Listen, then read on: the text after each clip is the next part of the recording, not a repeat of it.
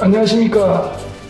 오늘 고도달 TV는 배우그룹 중역 출신들의 모임인 배우인의 초청으로 대우재단 빌딩에서 전 노동부 장관 노사정위원회 위원장을 역임하신 김대한 인하대 명예 교수님을 모시고 특별 대담 프로그램으로 진행합니다. 김대한 교수님 초청에 응해주셔서 대단히 감사합니다. 네, 초청해 주셔서 고맙습니다. 그 대우그룹이 해체된 지 벌써 20년이 넘었지 않습니까? 네. 아직도 대우인회가 활동하고 계시네요? 예, 그 대우인회는 대우중역자 출신들이 한 1,550명이 회원으로 지금 활동하고 있고 또 그 말고 여기 세계경영연구회라고 전 세계 35군데 지회가 있는데 한 6천여 명이 활동을 하고 있어요. 특히 세계경영연구회 활동을 하나만 소개하자면 1년에 한 150에서 200명 정도의 청년들을 1년간 무료 교육을 시켜서 동남아, 베트남이나 태국이나 미얀마나 뭐 이런 동남아, 인도네시아 등지에 100% 취업을 시키고 있어요. 그 외에도 뭐 대우인들이 각계열층에 아직도 활동을 많이 하고 있죠. 본격적인 대담에 들어가기 전에 김대한 교수님 근황에 대해서 좀 알고 싶네요. 여전히 바쁘시죠? 글쎄요. 제가 공직에서 2016년 물러났고, 그동안은 주로 읽고 쓰고 이렇게 생각하고 지내다가, 뭐 방금 말씀하신 것처럼 최근에 그 우리 사정이 워낙이 좀 심각해서, 다시 활동을 시작을 했습니다. 아마 좀 들으셨는지 모르겠지만은, 뜻을 같이 한 분들과 함께 만민 토론회를 결성해서 지금 주요 도시마다 토론회를 개최를 하고 있고요. 또 거의 비슷한 시기에 일자리 연대를 결성을 했습니다. 만민 토론회는 잘 아시다시피 우리가 지금으로부터 123년 전 만민 공동회라는 게 있었죠. 구한말에. 예, 구한말에 종로에서 군중들이 모여서 독립협회였나요? 예, 맞습니다. 그 주최를 했는데 그때 여러 가지 이 꺼져가는 이 나라 구군을 염려하는 사람들이 그런 토론회를 열었죠. 예컨대 우리 안창호라는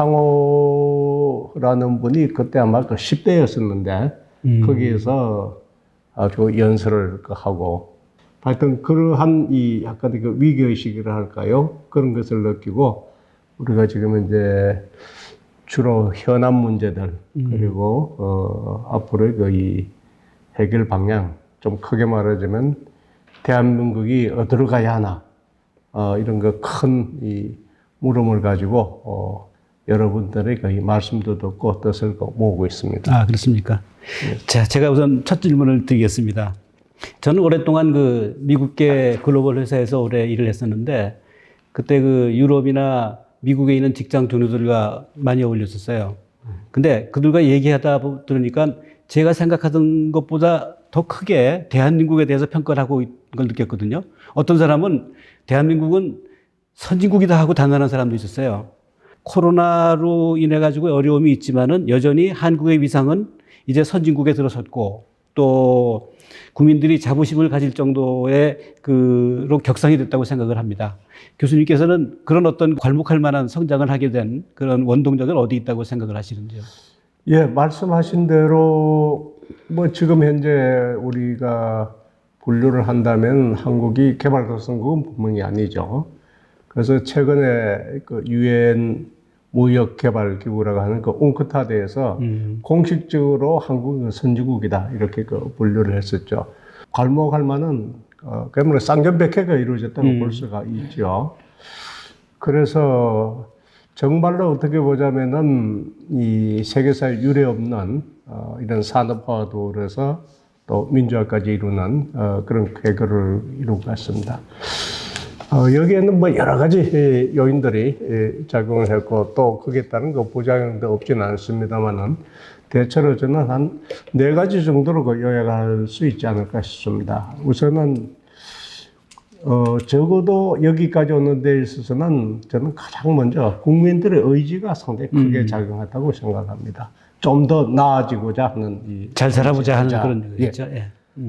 뭐 또 거기는 민주화의 열망도 또한 있었죠.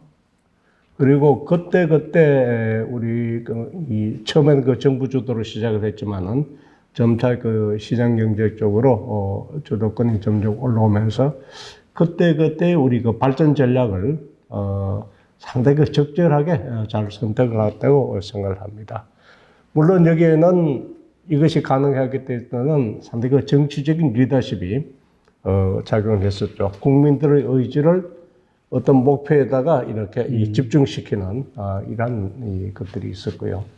물론 그렇다고 해서 이러한 그 성취가 이 정치적 리더십에 의해서만 이루어진 거 아니죠. 그 바탕에는 오히려 정치적 리더십을 능가하는 민간의 그 창의력, 이러한 것들이 아주 이 용소성 치듯이 작용을 했다고 생각을 해요. 그래서 만약에 이런 것이 없었다면 우리가 산업화 민주화를 이렇게 그 순차적으로 달성하는 이런 이 과정을 보기가 힘들었을 겁니다. 그 우리나라가 뭐 선진국으로 된 그 원동력에 대해서 김 교수님께서 네 가지로 대분류를 해서 설명을 해 주셨어요. 근데 그 중에서 이제 첫 번째로 말씀하신 국민들의 의지, 열망, 이 부분에 대해서 조금 더 상세하게 설명을 좀 해주시면 고맙겠습니다.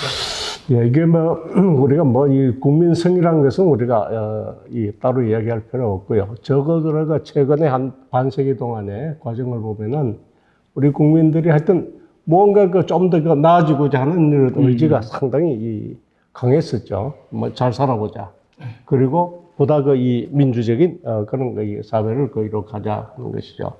그런데 이것을 뒷받침하기 한 역할을 한 것이 국민들한테 교육열입니다. 이건 세계가 깜짝 놀랄 정도로 우리는 이 교육열이 아주 대단하죠. 그렇죠. 뿐만이 아니라 우리 국민들은 제가 봤을 적에는 저도 뭐 이 외국에 여러 군데서 경험을 했습니다만 상당히 이 자존감이라 할까요? 자신감이 상당히 강한 경우예요. 그래서 우리가 하면서 남을 쫓아가면서도 좀 더 앞서고자 하는 이런 것들이 작용을 했어요. 그러니까 약간 승부의식이라 할까요? 이것도 너무 과한 문제지만 이 승부의식이 있는 게 상당히 좋은 것 같아요. 그죠? 네. 그 발전 전략을 잘 짰다고 말씀하셨는데 구체적으로 어떤 전략이 중요했다고 생각을 하시나요? 예, 우선 이제 우리가 좀 통치적으로 보면 말이죠. 우리가 6.25 전쟁이 끝나고 나서부터 아니면 6.25 전쟁 거의 1950년부터 세계 자본주의가 아주 황금기를 맞이합니다. 그렇죠. 이게 70년대 그 전반까지 되죠. 우리가 마침 이 시기에 수출 지향적인 이 경제 발전 전략을 짜죠. 그렇게 해서 이게 잘 맞아 들어갔고 또 특히 이 시기에는 우리가 개발도상국으로서 이 국제 무역이나 이런 등등에서 약간의 그 우대 조치를 받았습니다. 그렇죠. 이 관세상에 있어서 좀 특별 대우를 받아서 우리가 발전하는데 상당히 유의를 했죠. 그러다가 우리가 1970년대를 지나면서 상당히 처음에는 무례하게 보이는 중화국 쪽으로 올라가고 그 다음에 우리가 지식기반 산업, 좀 IT 이런 쪽으로 그렇죠. 쭉 간 것은 전그 상당히 우리가 세계 자본주의 체제의 그런 국면에서 상당히 우리에게 유리하게 활용을 했다고 그렇게 생각이 됩니다. 그래서 얼핏 보면은 이게 그냥 쫓아간 것 같지만은 인도하고 비교를 해보면은 인도가 상당히 이 영토도 넓고 자원도 풍부하니까 상당히 국내 시장 위주의 개발을 상당히 오랫동안 고집을 했죠. 그래서 결국은 한국의 이러한 체제에 따라서 이제 일본도 상당히 발전 전략을 달리하고 있죠. 그런데 문제는 세계 자본주의 체제의 이런 유리한 면을 누릴 수 있는 시기는 이제 지나갔습니다. 그래서 그쪽은 늦게 출발한 쪽은 새로운 전략이 필요한 그런 상황이죠. 어쨌든 어떤 세계 경제의 어떤 상황에 따라 가지고 또 우리의 실정에 따라 가지고 딱 시간에 맞는 전략을 잘 짰다 그런 말씀이네요. 예, 뭐 아주 뭐 정확하지 않지만 대체로 큰 흐름으로 봤을 네. 적에 그런 그 전략이 상당히 현실적으로 유효했다. 저는 그렇게 그러니까 봅니다. 어떤 환경에 맞게 우리의 실력에 맞게 그렇지. 전략을 착착 이뤄나갔다. 이것은 어떻게 보면 국가의 지도자, 그 리더십이 굉장히 크게 작용했다 이렇게 저는 생각합니다. 아까 김 교수님께서도 4가지 중에 리더십을 꼽으셨는데 우리 한국의 리더십 또는 정치적 리더십 이 부분에 대해서 조금 더 부연 설명을 좀 부탁드리겠습니다. 저희가 이 개발 시기에 있어서는 정부가 주도적으로 자원을 동원하고 배분하고 이렇게 하면서 이 국가 주도적인 정부 주도의 그런 전략을 시행을 해왔죠. 그래서 이것은 어쨌든 그런 그 국민들의 열망을 한쪽의 목표로 모아주는 그런 역할을 했고, 그러면서 우리는 보면 상대적으로 이런 과정에서 나타나는 뭐 우리가 뭐 부패가 전혀 없었던 건 아니지만은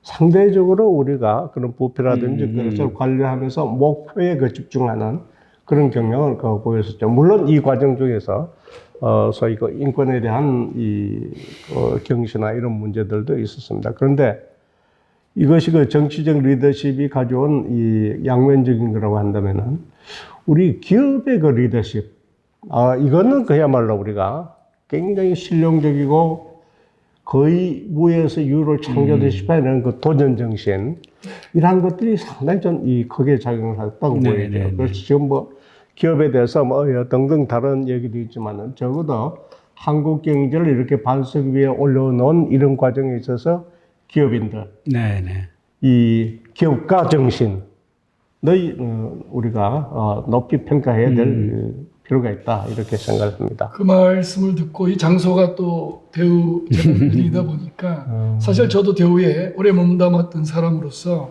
금방 말씀하신 그 도전 정신, 기업가 정신 이거는 정말 저희들이 공감하고 또 그렇게 살아왔잖아요.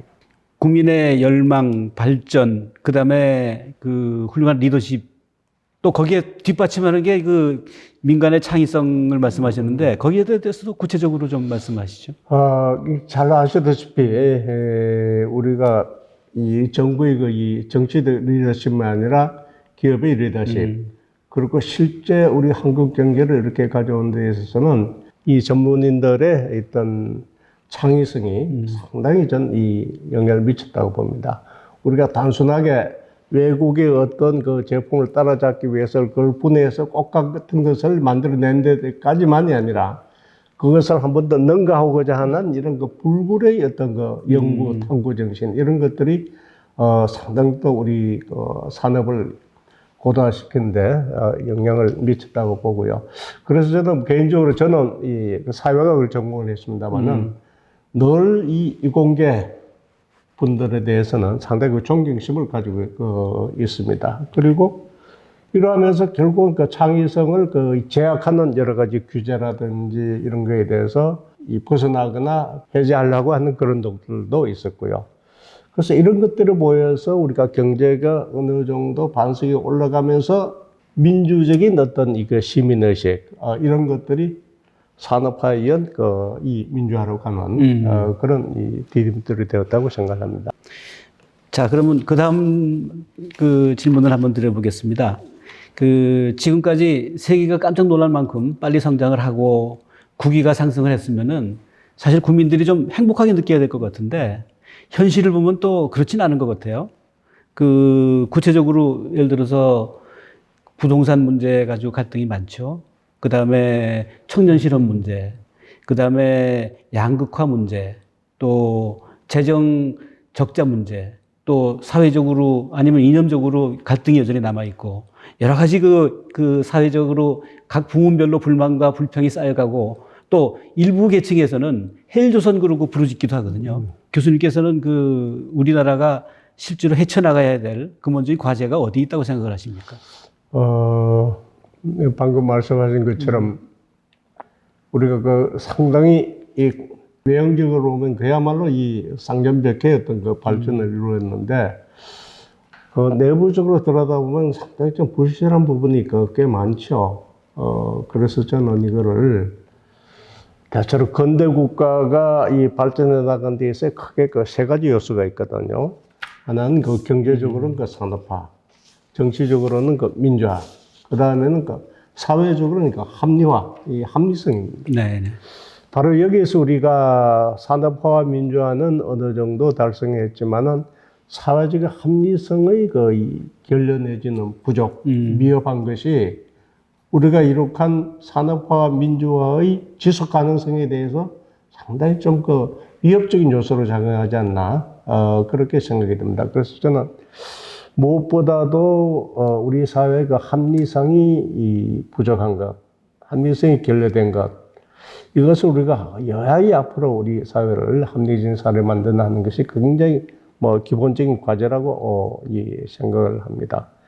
이제 그러다 보니까는 이런 과정에서 우리가 현실적으로 볼 수 있는 것들이 여러 가지 사회 갈등들이 이렇게 점차서 다면적으로 나타나잖아요, 그죠? 그리고 심지어는 헬조선이라고 그러네. 제가 학교에 있을 적에 우리 학생들이 한때 그런 얘기를 많이 했어요, 헬조선. 그래서 제가 그런 얘기를 한 적이 있습니다. 아니, 이 조선이라는 나라는 지금 현재 지구상에 딱 한 군데밖에 없는데, 거기 얘기를 하는 거 아니야? 그렇게 한 적이 있었는데요. 그래서 우리가 이 사회적 합리성이 부족이기 때문에 이러한 갈등들을 상당히 아주 예민하게 서로 느끼는 그런 문제가 있는 것 같습니다. 그래서 가장 현실적으로 보면 나타난 그 사회 갈등의 이 가장 중요한 그 배경이 뭐냐? 보면은 역시 우리가 뭐 여러 가지가 있겠지만은 이 경제적으로 있어서의 그 사회 양극화 문제, 이러한 것들이 사회 갈등의 가장 기본적인 원인이 되고 있는 것 같고요. 그리고 또 아시다시피 우리가 과거에 상당히 유리하게 활용했던 이런 이 국제관계, 세계 그 체제 자체가 지금 현재 이 변화의 국면에 있잖아요. 가장 직접적으로는 소위 말해서 이 미국이 주도하는 이런 이 해양 세력에 우리가 주로 같이 하면서 지금까지 발전을 해 왔는데, 지금 이 중국이란 나라의 부상으로 인해서 이 양자 간의, 미중 간의 이런 패권 다툼 속에서 우리가 어떻게 해야 될까? 지금 현재 약간 이 갈팡질팡하고 있는 것 같고요. 이게 여러 가지 대내적인 불안 요소도 가져오고요. 그런데 이런 문제들을 차근차근히 우리가 합리적으로 풀어나가기보다는 최근에 와서 등장하고 있는 게 상당히 포퓰리즘이 지금 현재 전면에 등장을 하고 있잖아요. 그렇죠, 그렇죠. 저는 이 난제들을 지금 놔두고 모든 것을 이 포퓰리즘으로 이렇게 대응을 하고, 또 어떻게 보면은 아주 답답하고 힘든 국민들이 거기에 일부 영합하는 듯한 이런 것들이 지금 현재 우리 당면은 굉장히 심각한 문제들이라고 생각을 합니다. 아까 사회적 합리화 말씀을 하시면서 우리가 사회적 합리성이 좀 결여된 이 문제점을 지적하셨는데, 구체적으로 합리성이 결여됐다는 건 어떤 걸 두고 얘기를 하시는 거예요? 우리가 보면은 우리가 경제 성장 과정이나 발전 과정에서 보면 어떤 총량적인 성장은 우리가 상당히 외형적으로 많이 했죠. 그런데 거기에 그것을 계속 지속적으로 지속 가능성을 담보할 수 있는 어떤 공정성의 문제라든지 이런 것들이 좀 결여되어 있기 때문에 여러 가지 갈등으로 나타나고 있는 것 같거든요. 그래서 저는 합리성을 이야기하자면 철학적으로 아주 복잡하지만은 저는 아주 단순하게 두 가지 기준이 우리 사회에 필요하다고 생각이 됩니다. 우선은 우리보다 앞서 있는 선진국들이 대체로 채택하고 있는 그런 글로벌 스탠다드, 그것을 목표로 우리가 계속 정진해 나가는 것이 하나고요. 그 다음에 중요한 것이 세상에 공짜는 없다는 것을 전 국민, 그리고 특히 정치 지도자들이 같이 인식하는 게 이게 합리성의 전 출발이라고 생각합니다. 반드시 대가는 있어야 되는 거죠. 그렇습니다. 우리가 정책이 있으면은 그 정책에 따라서 다른 어떤 부수적인 혹은 부작용 이런 것들이 늘 있게 마련이거든요. 이것을 파악을 해서 종합적으로 이렇게 접근하는 것이 합리적이겠죠. 예, 그 사회적 합리화 설명 잘 들었는데요.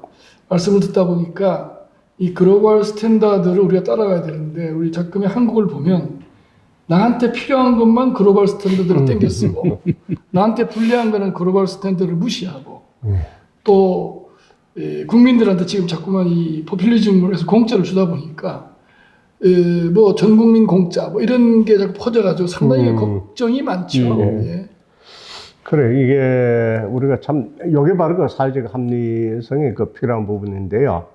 우리가 이 글로벌 스탠다드라고 하는 것을 우리가 그 한날 한시에 모든 것을 그대로 카피할 수는 없습니다. 그리고 또 방금 말씀하신 대로 서로 유리한 것만 자꾸 얘기를 하고 다른 것을 그렇죠. 무시하는 게 하나의 종합적인 세트거든요. 그러니까 그래서 우리가 이것도 전략적으로 일정 단계별로 우리의 그 사정에 맞게끔 그렇게 단계적으로 이 성취해 나가는, 실해 나가는 그런 그 전략적인 접근이 필요하다고 생각해요. 전략 자체가 합리성이 발로거든요. 아까 그 우리나라가 해양 세력의 미국을 중심으로 하는 해양 세력에 편성해서 그동안 발전을 해왔고 근래 이제 중국의 그 대륙 세력이 이제 다시 대두를 하고 있는데 언젠가는 해양 세력하고 대륙 세력하고 좀 충돌 가능성도 좀 많이 얘기를 하고 있거든요. 우리나라는 그동안에 특히 최근에 예를 들어 경제는 중국, 안보는 미국 어떻게 생각하면 줄타기 외교 어떻게 보면 양다리 뭐 이런 표현이 적당한지 모르겠습니다만은 어떤 그런 스탠스를 취했던 것 같은데 앞으로도 계속 그런 스탠스가 유효할 거라고 생각하십니까? 지금 현재 국면을 좀 잘 봐야 하는데요. 물론 저는 이 외교 전문가는 아닙니다만은 우리가 보면 말이죠. 우리가 세계의 패권이 변화되는 그 과정을 쭉 보면요. 소위 말하는 이 경제력과 군사력이 물론 중요하긴 했지만 경제력과 군사력만 가지고 세계 패권을 가져올 수는 없습니다. 왜냐하면은 세계의 많은 국가들이 서로 공감할 수 있는 이런 가치 체계 이런 것들이 우리가 이게 패권을 가져온 과정이거든요. 우리가 보시다시피 이 과거 스페인으로부터 영국에서 미국 그다음에 이제 중국이 등장을 하는데. 아마 이 중국의 정치 지도자들이 들으면 섭섭할런지 모르겠지만 한번 보세요. 좀 영국이나 미국은 적어도 이 자유, 민주라는 그런 그 가치를 가지고 확산을 쭉 시키면서 왔잖아요. 물론 그게 이제 군사력과 경제력도 작용을 했습니다. 좀 중국은 경제력을 키워나가고 군사력도 키워나가고 있지만은 세계적으로 보편적으로 확산할 수 있는 그 중국이 이야기하는 어떤 그 가치가 어떤 게 있을까요? 보면은 중국이 그 새로운 세대를 이끌어갈 수 있는 그러한 그 패권 국가로서의 그런 그 가치 체계를 가지고 있지 못하단 말이죠. 어떻게 보자면 오히려 과거의 영광을 가지고, 그 한참 오래된 그 영광을 가지고 어떤 중화주의, 이거밖에 없거든요. 중화주의의 내용이 뭐냐? 이 전 세계를 그쪽으로 같이 할 수 있는 그런 힘을 가지고 있지 못해요. 그래서 저는 우리가 자꾸 이 중국이 최근에 부상하고 하니까는 자꾸 이 대륙으로 옮아야 된다 이렇게 주장하는 사람도 있지만은 결국은 이 패권이라고 하는 것이 그런 것만으로는 바뀌지 않으니까 우리가 지금까지 활용했던 이 해양 세력을 통해서 우리가 우리의 역사상 쭉 대륙 세력과 관계가 있다가 최근 우리가 이 경제 발전 과정에서 해양 세력과 더불어서 발전을 이룩한 역사가 있잖아요. 그래서 이런 것도 우리가 상당히 역사적으로 중요하게 봐야 될 부분이라고 생각합니다. 그 마지막 세 번째로 이제 우리 사회 갈등, 양극화, 부동산 많잖아요. 네. 이 부분에 대해서 조금만 더 한 말씀 추가해 주시면.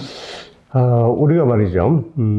상당히 그동안 그 양적인 성장을 하고 그렇게 왔는데 아시다시피 상당히 압축적인 그 성장을 하고 발전을 하다 보니까 여기에서 대체로 우리가 이 결과에 따라가는 그러한 그 과정을 겪은 부분이 정치나 경제에서 다 있죠. 뭐 아시다시피 우리가 경제 성장을 했지만은 중소기업과 대기업과의 관계라든지 그 다음에 이 공정거래의 문제라든지 이런 것들이 아직 남아 있고요. 그 다음에 민주화도 했지만 아주 급속하게 하다 보면은 우리가 이거 제도나 틀은 이거 민주주의인데 실제로 그걸 운영하는 데서 그 여전히 어떤 요사이 말로 얘기하는 패거리의식 이런 것들이 그 있잖아요. 그래서 이런 것들이 그 사실은 우리가 그 사회적 합리성이 결여된 채로 급속한 산업화 민주 때문에 나타난 건데 아까 제가 사회 양극화 문제를 중심으로 사회 갈등 얘기를 했는데요. 우리가 지금 현재 나타나는 약간의 이념 갈등적인 문제가 있잖아요. 이 문제도 우리가 상당히 합리적으로 한번 봐보자고요. 저는 우리가 이념 갈등을 하는 것이 우리가 현 단계에서 현실에 바탕을 두고 있는 이념 갈등이냐 아니란 말이죠. 그리고 우리가 가지고 있는 지정학적인 위치 또 남북 간의 관계 이런 것들이 얽혀서 그것이 나타나고 있는데 가만 따지고 보면 말이죠. 우리가 이것이 어느 것이 어떻게 접근하고 해결하는 것이 함정일 거라던 그것을 모으기보다는 무슨 이 진영과 대립의 이념을 활용을 하고 있잖아요. 그래서 아주 좀 냉혹하게 얘기를 한다면은 우리 이념 갈등이라는 것은 소위 진영 논리라고 하는 것은 보편적인 논리가 아니다 말이죠. 오히려 이 논리적인 도피처럼 이 진영을 자꾸 내세우고 있는데 우리가 이것이 그야말로 이 사회적 합리성의 결례에서부터 나오는 거라고 저는 생각해요. 우리가 현실의 바탕을 두고 하나하나 따지고 본다면은 우리가 당장에 그 문제는 해결하지 못한다라도 점진적으로 단계적으로 어떻게 가야 하겠다는 그런 길을 모색할 수 있는데 이 모색의 길마저가 차단하고 있는 것이 상당히 문제라는 것이죠. 마지막으로 질문 한 가지만 더 드려보겠습니다. 위에서 말씀하신 것처럼 정말 지금 우리나라 이 시점이 정말 현명한 판단을 하고 현명한 정책을 꾸려나가야 될 그런 시점이라고 생각을 하는데 마침 또 내년 3월이 대통령 선거를 앞두고 있거든요. 지금 요즘 대통령 선거의 후보들 토론을 이렇게 보고 있으면은 어떤 비전이나 정책 아니면은 문제 해결 방법에 대해서 이렇게 제시하는 것보다도 상대방 후보에 대한 비방, 약점 찾기 이런 다시 말하면은 네거티브 캠페인을 주로 하는 것 같아요. 그래서 실제로 어떤 후보가 어떤 리더십을 가지고 있는지 저희도 잘 모르겠고 또 사실 유권자 한 사람으로서 상당히 답답해지고 있거든요. 교수님은 내년도에 우리 새로 이런 역경을 헤쳐나가야 될 지도자로서는 어떤 리더십을 가진 분이 필요하다고 생각을 하십니까? 답답하긴 저도 마찬가지입니다. 그리고 주변에 자주 접하는 분들이 전부 그런 답답함을 토로를 해요. 그리고 그분들이 얘기하는 데 보면 분명하게 한 가지 있어요. 우리가 지금 이 여러 가지 문제를 좀 해결해 나가면서 나가야 될 어떤 빛을 좀 보여줘야 되는데 빛은 안 보이고 서로 헐뜯고 비방하고 이렇게 하는 거 열만 잔뜩 낸다고들 그 얘기를 그렇죠. 하거든요. 그래서 열은 많은데 빛은 보이지 않는 이 답답한 국면이긴 합니다. 물론 좀 다음에 대통령이 돼 보겠다고 하는 사람들한테는 좀 소소하게 들리는지 모르겠지만은 사실은 지금 국민들의 마음을 확 사로잡는 후보가 별로 없는 걸로 보여져요. 물론 각 자마다 지지는 따로 하겠지만은 그게 어디서 오느냐? 전 방금 잠깐 언급을 하셨습니다만은 결국 우리가 이 지도자라고 하는 것은 비전을 제시를 해야 됩니다. 우선 첫째적으로. 그런데 우리가 비전을 보이지 않고 우리가 포퓰리즘이 상당히 난무를 하고 국민들한테 뭘 해주겠다 해서 이제 표를 모으고자 하는 것. 이건 민주주의 후퇴예요, 오히려. 잘 아시겠습니다만은 미국에서 아직까지도, 평가를 받는 케네디의 대통령 취임 연설을 우리가 한번 되살펴보면 말이죠. 국가가 무엇을 해주기를 요구하기 이전에 국민들이 국가를 위해서 무엇을 할 것인가를 그 생각을 하죠. 그런데 그때가 1961년인가가 그랬죠. 그 당시에 미국의 경제력을 보면요, 거의 한 3만 불을 못 넘어서는 네. 그러니까 지금 현재 보면 대체로 우리의 경제력 수준, 총량 수준에서는 그 단계에서 물론 미국이라는 것은 세계를 이끄는 국가이긴 했지만 그렇게 지도자가 당당하게 얘기를 할 수 있는 그런 국민인데 저도 사실은 그런 지도자를 좀 보고 싶은데 지금 우리가 뭐 국민이 국가를 위해서 뭘 먼저 해라 이렇게 하면은 별로 인기가 없겠죠. 그래서 하는데 뭐든지 다 해주겠다고 하는 것은 굉장히 위험한 일입니다. 그래서 비전을 제시를 해라. 그래서 비전이 뭐 여러 가지 있겠지만은 뭐 오늘 이 얘기 연장선상에서 말씀드린다면 우리가 지금 이제 가장 결례된 것이 뭐냐? 사회적인 합리성이다. 그렇다면은 우리가 경제 발전도 좋고 민주화도 좋고 이것을 계속해서 지속적으로 끌고 가려면은 합리적인 사회를 만들어 보겠다. 소위 The Rational Society, TRS라고 들었는데요. 이런 걸 좀 누가 제시한 사람이 있으면 좋겠다는 그런 생각을 합니다. 물론 내용은 여러 가지 정책으로 채워야 되겠지만은. 그래서 참고로 말씀드리자면 방금 제가 이 케네디 얘기를 했습니다. 미국에서.